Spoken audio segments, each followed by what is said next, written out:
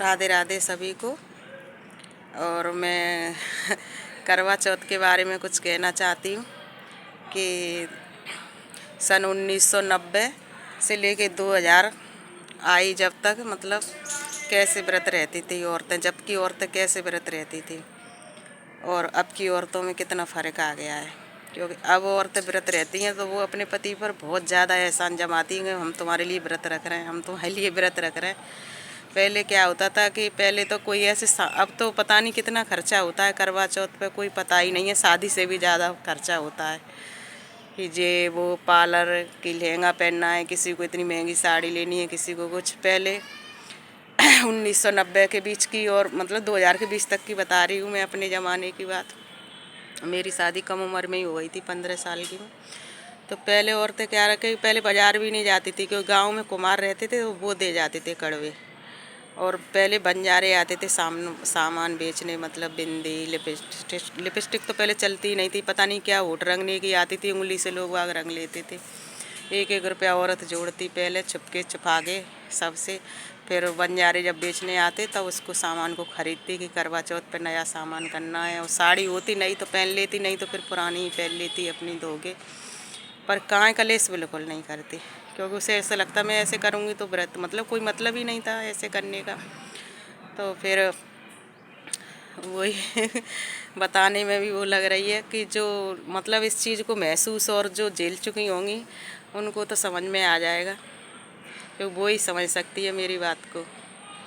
तो वही व्रत पूरे दिन तो करवा चौथ को व्रत रखती थी और सारा काम मतलब घर का, खेत का, बाहर का सभी करती, जितना होता मतलब जो उनके से जो जितना करती थी सब काम करती।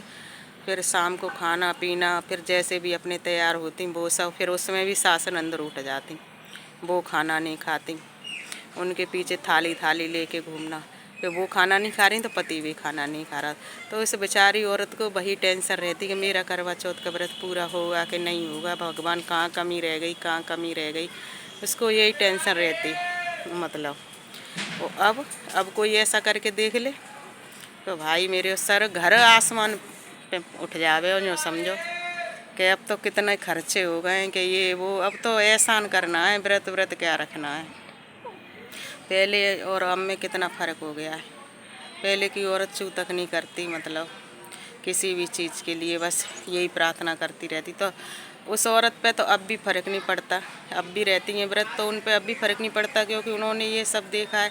पर उनको हाँ लगता है कि अब लोग कैसे करते हैं, अपने पति पे एहसान जमाते हैं कि मुझे 5000 की साड़ी चाहिए, कि भले ही 2 दिन पहले खूब लड़ाई हो रही है, मैं व्रत नहीं रहूँगी, फिर मैं ये नहीं करूँगी, मैं वो नहीं करूँगी, मतलब मैं व्रत रखूँगी और मुझे ये चाहिए वो चाहिए। हाँ सही भी है एक जगह पे, क्योंकि अपने पति से नहीं लड़ेगी, कहेगी नहीं तो किससे कहेगी। लेकिन जहाँ पति ही नहीं पहले सुनते थे, कोई मतलब ही नहीं था, तो वो औरत किससे कहेगी, कुछ नहीं। वही बस सुकून चाहती थी ज़िंदगी में, कि सुकून रहे। और वो चीज़ें याद आती हैं जो पहले चलती थी, सब घर में यही होता था, रूठना मनना, मतलब त्योहारों पे वैसे चाहे इतना वो नहीं होता पर त्योहार पे ज़रूर रूठना मनना होता था। और आजकल देखो सब खुशी खुशी कितना, मतलब 6 महीने से ही शॉपिंग शुरू हो जाती है कि मुझे लहंगा पहनना है, कि मुझे वो वाली साड़ी चल रही है। किसी किसी के पास तो कुछ भी है भी नहीं है, तब भी वो खुश है कि व्रत ही तो रखना है। साड़ी और वो तो कहीं ऐसे नहीं लिखे हैं कि नए खरीद के 5000 की पहनने हैं, कि वो करने हैं तभी पति की उम्र लंबी होगी। ये तो अपनी अंदर से भावना है कि आदमी पे कुछ भी नहीं होता फिर भी अपने चुपचाप से व्रत रख लेता है और माता रानी से प्रार्थना करता है कि कोई भी औरत नहीं चाहती कि उसके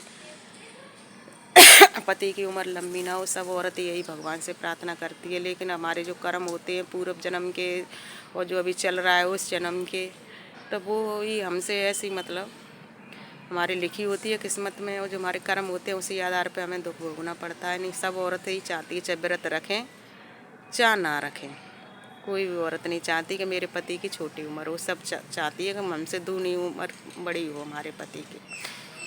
राधे राधे सभी को, बस यही बोलना चाह रही हूँ कि अब में और आज से 20 साल 30 साल पहले में कितना फ़र्क था।